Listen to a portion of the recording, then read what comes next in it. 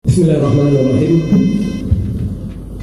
Jadi surat ini kami peroleh dari buku yang berjudul Relasi Kerajaan Aceh Darussalam dan Kerajaan Bukit Semani.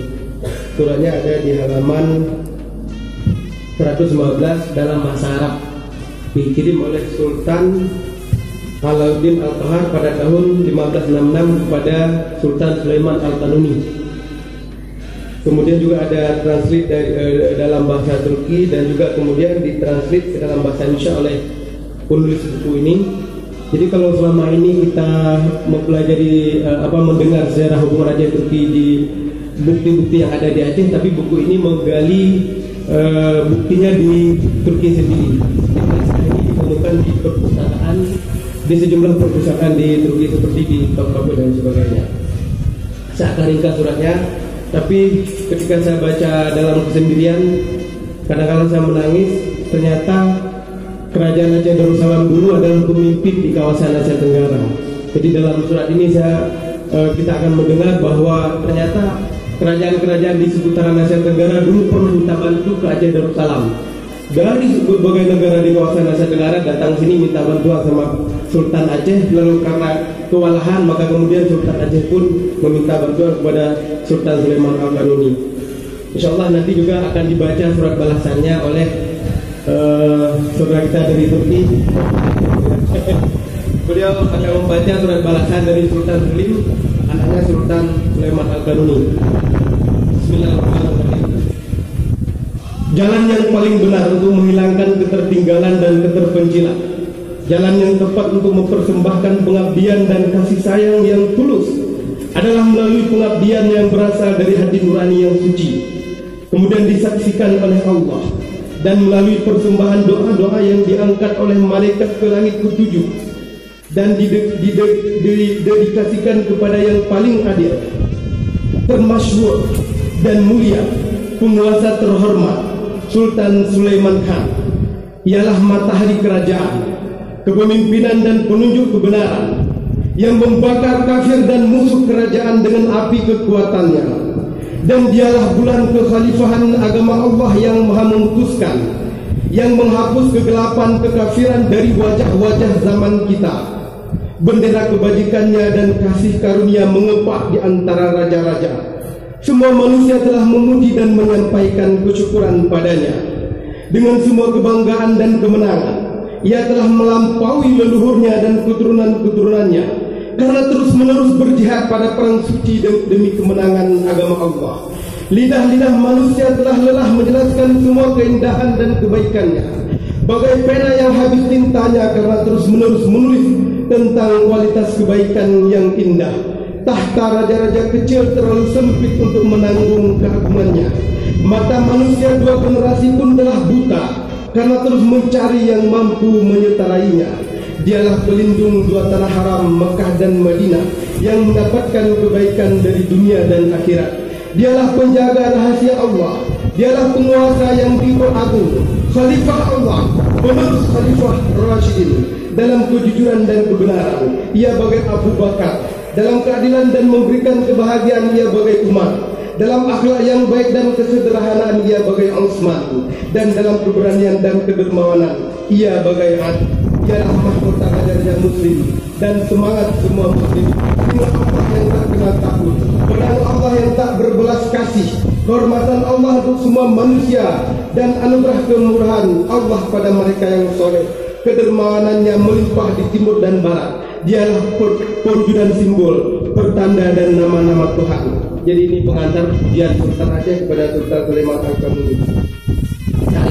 Sudah diingatkan penelitian tadi, walaupun surat ini penting sekali, tapi nggak bisa dibaca semuanya.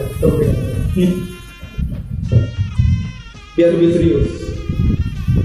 Ya, nanti insyaallah kalau mau difotokopi silakan. Setahu saya ini belum ada yang tadi secara khusus. Padahal dari surat ini menjelaskan kehebatan bangsa Aceh di masa dahulu, ya. Kedatangan utusan sebelumnya yang mulia, yang masyhur kirimkan kepada saya. Pelayan setiamu telah terkenal nyatanya di antara kafir-kafir di India, Samudra India, dan juga di antara raja-raja kecil yang beraliansi dengan mereka. Oleh karenanya, sekarang mereka telah sadar dan mempercepat persiapannya melawan kami. demi tegaknya puja-puji kepada Allah dan Muhammad sallallahu alaihi wasallam, dan demi jiwa-jiwa leluhur kami, belas kasihlah kepada kami, pelayanmu yang lemah. Kasihanilah muslim dan pengelana di tanah ini, dan berikanlah kebaikan kepada kami dengan mengirimkan bantuan secepatnya. Jika tidak, maka kafir-kafir itu dan semua musuh agama akan segera bersatu dan menyerang kami sebelum bantuan yang mulia datang. Sebelumnya, pelayan kami Umar dan Husain telah datang menghadap yang mulia.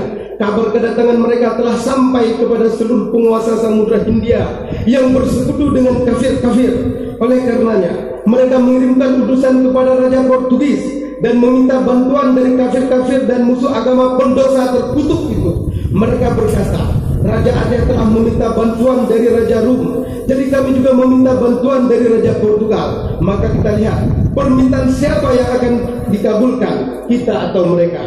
Bagi kami sangat beriman kepada Al-Quran yang suci, yang memberitakan bahwa Tuhan adalah penolong bagi mereka yang beriman kepadanya, dan tidak ada pertolongan bagi yang tidak beriman. Keimanan kami pada Allah yang Maha Pengasih dan kedermawanan yang mulia, pelindung dunia dan bayangan Tuhan di muka bumi ini teguh dan tidak akan goyah, dan tidak ada keraguan bahwa kedermawanan yang mulia yang selalu kami harapkan dan minta akan segera terwujud. Kami dengan rendah hati memberitahukan yang mulia bahwa di antara tanah ini dan tanah suci Mekah terdapat 24.000. Kalau ya tanah ini tanah Aceh, terdapat 24.000 pulau-pulau yang seluruhnya dikenal dengan Diva atau Maldiva. Pada pangkal pulau-pulau ini terdapat Gua Frau, sedangkan di ujung yang lain adalah tanah kegelapan. Dari 24.000 pulau ini, 12.000 diantaranya dihuni oleh manusia, sedangkan 12.000 lainnya rusak dan tidak bisa dihuni. Penduduk pulau-pulau ini secara keseluruhan adalah umat Nabi Muhammad. Mereka salat dan berpuasa mengikuti mazhab Syafi'i. Mereka telah membangun masjid-masjid di seluruh pulau dan membaca panggilan salat dalam nama yang mulia, pelindung dunia dan bayangan Tuhan di muka bumi. Mereka adalah orang miskin, lemah, dan hidup dalam kesederhanaan, yang tidak berbuat apapun kecuali beribadah semenjak pagi sampai malam hari, agar kerajaan yang mulia panjang umur dan makmur. Penghidupan mereka berasal dari memancing ikan, menenun kapas India, dan menggulung wol dari serat kelapa. Kemudian mereka menjual ke kapal-kapal yang singgah di kepulauan tersebut. Mereka lemah dan hina-hina, tapi pulau itu memiliki batu-batu amber. Di samping itu raja mereka telah terus-menerus berperang melawan kafir dalam kurun waktu yang cukup lama, sehingga kafir-kafir itu tidak mampu mengganggu pulau-pulau itu. Baru-baru ini, pada tahun 910 Hijriah, sebuah armada besar musuh Islam lagi-lagi menyerang kerajaan, dan kali ini cukup melemahkan kondisi rajanya sampai ia harus melarikan diri ke arah Mekah bersamaan dengan semua keluarganya. Karena sudah pada akhir musim pelayaran, dia hanya sampai sejauh Mocha dan Aden, kemudian menetap di sana dalam kesengsaraan di bawah panji kerajaan yang mulia, pelindung dunia. Saat itu lautan di sekitar pulau-pulau tersebut telah dikuasai oleh kafir terkutuk itu, yang setiap tahunnya menindas dengan memaksa orang-orang yang lemah untuk memasukkan 24.000 kantor tadi ke kapal-kapal mereka. Nah, ini sedikit pemahaman.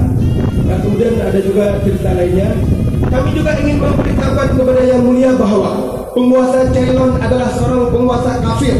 Di daerah ini juga terdapat bahan tambang permata, di mana rumah-rumah masyarakat akan bersinar karena keindahan batu permata tersebut, hingga mereka tidak memerlukan batu bakar. Penguasa Jalicun adalah seorang penguasa kafir yang terkenal juga. Dia dikenal dengan nama Samuri. Mayoritas penduduknya adalah Muslim, dan mereka telah membangun 24 masjid dan juga mengumandangkan azan dalam nama yang mulia. Ya, terakhir inti daripada surat.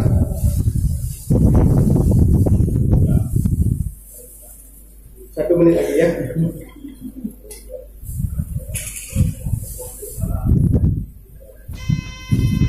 Nah, ini permintaan yang terkait dengan kedatangan Sultan di Bitai, Tunggu di Bitai, Tunggu di Bitai. Kami juga meminta agar semua pelayan yang dikirimkan bersamanya agar diperintahkan taat kepada kami ketika mereka tiba di sini dan tidak menentang kami dalam bentuk apapun. 8 ahli artileri yang Baginda kirimkan sebelumnya telah tiba di sini dengan selamat dalam keadaan sehat. mereka selalu berada di sisi saya, dan mereka lebih besar dan penting daripada gunung-gunung permata yang ada di sini. Kami juga meminta dari Baginda yang mulia beberapa pelatih kuda dan insinyur untuk membangun benteng-benteng dan kapal perang. Sekarang, demi menunjukkan penghormatan kami kepada Baginda yang agung dan termasyhur, maka kami telah mengirimkan pelayan kami bernama Hussein, yang juga dikenal dengan sebagai pemilik ilmu. Semoga cahaya matahari kekaisaran terus bersinar di atas ufuk kehormatan dan kebesaran, demi kebangkitan hukum yang penuh dengan keadilan dan tindakan yang berdasarkan kasih sayang. Semoga semua tenda-tenda pertahanan perang dan keberlangsungan kekuasaan Sultan selalu abadi. Ditulis pada pertengahan bulan kedua, tahun 3 dan tahun 9. Baik, saya mengatakan surat Sultan Salim II kepada Sultan Alauddin Al-Kahar. Saya ta'alifkan kepada Sultan Aceh Alauddin Al-Kahar. Surat yang kalian kirim melalui Wazir Hussein telah sampai ke diri kami, tempat berlindung para sultan. Dalam surat itu sembari memberitakan bahawa di sana kalian berperang siang dan malam melawan orang-orang yang tidak beriman, tinggal sendiri menghadapi musuh, dan kalian diserang dari semua penjuru. Kalian diminta peralatan serta tentara ahli untuk berperang. Kalian juga menyebutkan bahawa di sana ada 24.000 pulau dan orang-orang tidak beriman telah merebutnya. Penduduk muslim dan para sultan yang tinggal di sana mencari perlindungan ke kerajaan kalian. Kapal dagang dan pelayaran haji yang bergerak dari pulau-pulau tersebut dibajak oleh orang-orang kafir, para penguasa dari Ceylon dan Kalkuta yang berdekatan dengan kerajaan kalian juga senantiasa memenangi kalian. Dan melalui utusan kami Lutfi yang telah diutus sebelumnya, kami akan sumpah setia kepada duli kami. Jika armada Utsmaniyah tiba dengan pertolongan Allah, dengan mengalahkan musuh-musuhmu, kalian akan merebut kembali pulau-pulau tersebut. Kemudian, selain meminta berbagai meriam dan kapal, meminta agar diberi perintah kepada gubernur Mesir dan Yaman serta penguasa Jeddah dan Aden, sehingga utusan Aceh tidak menemui sebarang kesulitan. Sebaliknya, setelah mendapatkan kuda, senjata dan tembaga, kalian juga meminta insinyur untuk membangun benteng dan pembuatan kapal. Ketika surat kalian dipersembahkan ke diri kami, hal yang layak bagi kandungan martabat sultan adalah mengabulkan permintaan tersebut. Lebih dari itu, melindungi kaum muslimin dan hukum Islam adalah tugas paling penting. Oleh karena itu, bersama 15 kapal induk dan 2 kapal perang dari pelabuhan Suez, ahli pembuat meriam dan 7 ahli penemak meriam dari Istanbul diperintahkan untuk diberikan juga meriam, senapan dan peralatan perang lain secukupnya beserta penguasaan sejumlah tentara Mesir. Dan kami tugaskan Hezir Kuduglu, mantan kapten Skenaria, sebagai komandan tentara. Sesampainya komandan ini, ia harus bersungguh-sungguh baik untuk mengembalikan benteng yang harus direbut, maupun demi memberi pelajaran kepada orang-orang yang tidak beriman tersebut. Dan hendaklah ia sendiri maupun tentara yang lain agar tidak sekali menyalahi kalian. Komandan sudah diperintahkan untuk bertindak sesuai apa yang kalian pandang tepat. Jika terdapat tentara yang membangkang, kalian bisa menghukumnya lewat komandan yang telah disebutkan. Kemudian bagi para tangga yang kirim sudah dibayar untuk 1 tahun. Adapun yang harus kalian lakukan adalah sebagai berikut. Kalian harus melakukan yang terbaik dalam segala persoalan menyangkut agama dan negara kita, dengan berusaha merebut benteng-benteng kaum tidak beriman.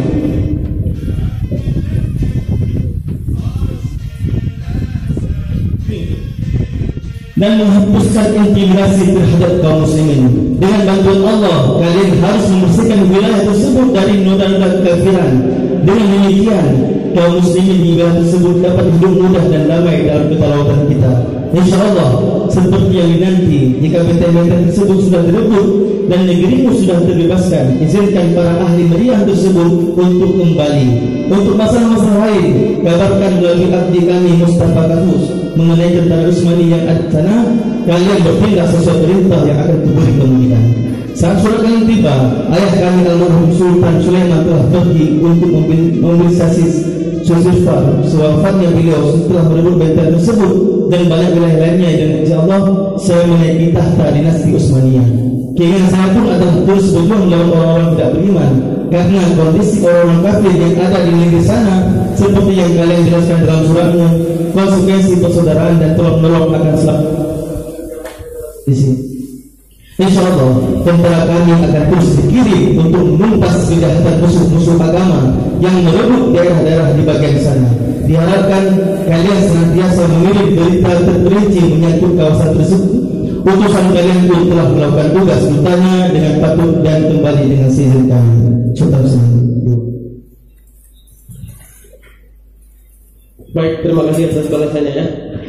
Insya Allah seluruh pasukan akan disiagakan untuk menumpas seluruh orang-orang kafir. Baik, sebagaimana kita ketahui sedikit aja beruntuk salah satu tentara yang dikirim tersebut adalah Domusi Dibita yang hari ini kita peringati haulnya ya. Insyaallah sebentar lagi tadi Ibu Putri sudah mengaba-abakan bahwa hasil pasca ini nanti akan ziarah. Jadi khusus anak muda nanti semua paham sejarah ini ya. Jadi ada kaitan antara makam-makam di sini dengan surat yang kita bacakan tadi bahwa orang-orang dimakamkan